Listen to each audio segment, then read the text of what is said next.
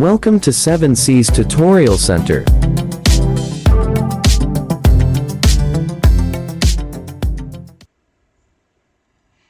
Magpadayon ta karon sa tong activity number 6 sa Microsoft Excel. Ang atong buhaton karon, magbuhat ta og simple lang nga table, applyan nato og all borders, then iset nato ang number, no? Saan nato pag-set ang number nga dali ra. So karon mag-abri ta og bag-o nga Microsoft Excel.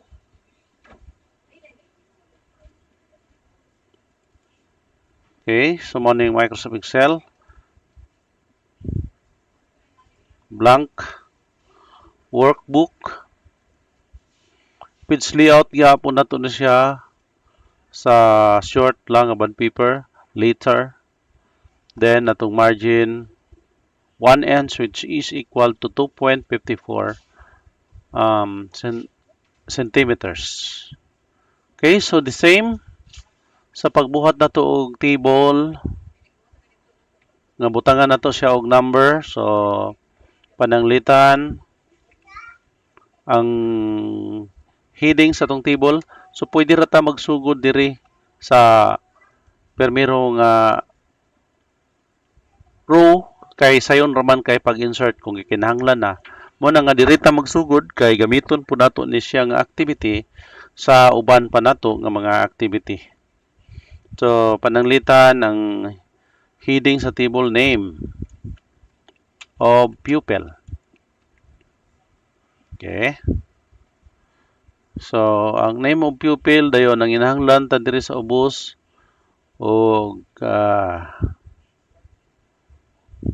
number. So 1, i-type nato ang 1, enter ta, i-type nato ang 2. Pagkahuman i-highlight nato ang 1 ug 2. Dayon kung nanginhanglan ta og 20 ka mga 20 lang, no? Taman lang sa 20. Nag-expect tag 20 ka mga bata. Bira lang ta, drag down taman sa 20. Makita nato di as kilid na 20. Then samtang naka-highlight pa ang kaning range diri atong i-center daan. Okay. Dayon kani para ni siya sa number ang column A. Dayon diri mag-type ta og mga ngalan. So ato ni siyang binaton. Expand na to siya kay kinahanglan man ta og dako-dako nga space para sa ngalan. And then ang sunod butangan nato diri og parent.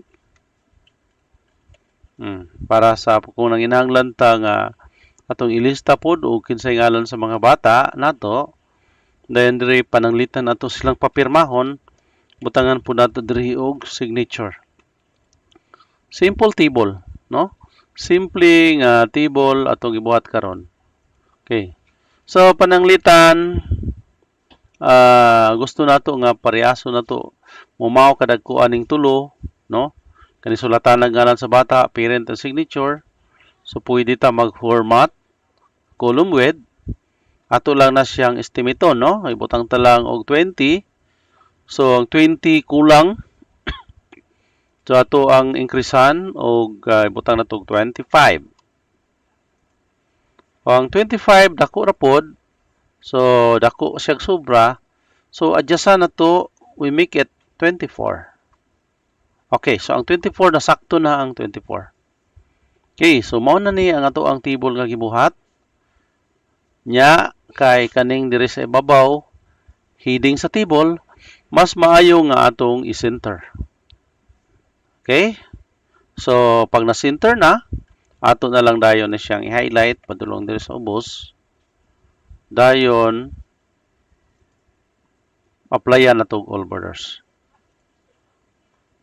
Unya, pwede na to ni rename ang sheet o activity number 6.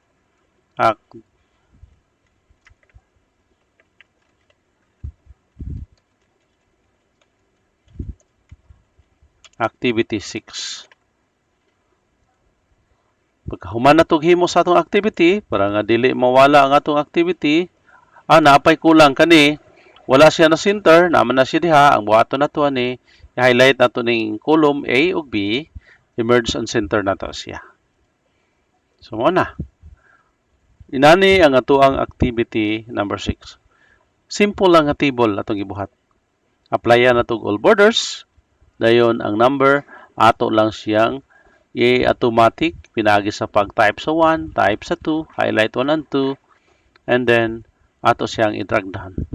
After makumpleto ang atoang activity, ato na po siyang i-save. Ato gihapon na to i-save sa gibuhat na to. So kung moagi ta og this PC, tuwa na sa documents gibutang. So pag abot sa document na sa ICT training, tuwa na sa Excel, na dire ang activity 1, activity 2, padung sa activity number 5. So karon magngalan na punta niya og activity 6. Aron madali, tuplokon lang nato ng nanay activity. Dayon i-click lang nato ni dire, ilisan lang nato na siya og 6. No? So nana dire ang activity 1 hangtod sa activity 6. Tara. Nahuman ang atong activity. Og alang ni atong wala pa nagka-sugod sa activity 1, padulong sa activity number 5, mahimo ninyo nga balikan, tanawon ninyo to, ang video ato kung unsay gipanghimo adto kay mas maayo gyud nga kung magtuon ta ning Microsoft Excel, ato siyang step by step, no?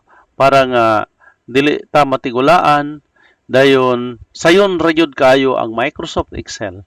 Basta atong tun-an siya sa step by step nga pamaagi. So daghang salamat og hangtod sa sunod nga higayon sa atong pagpanag-uban dinhi sa ato ang 7Cs Tutorial Center.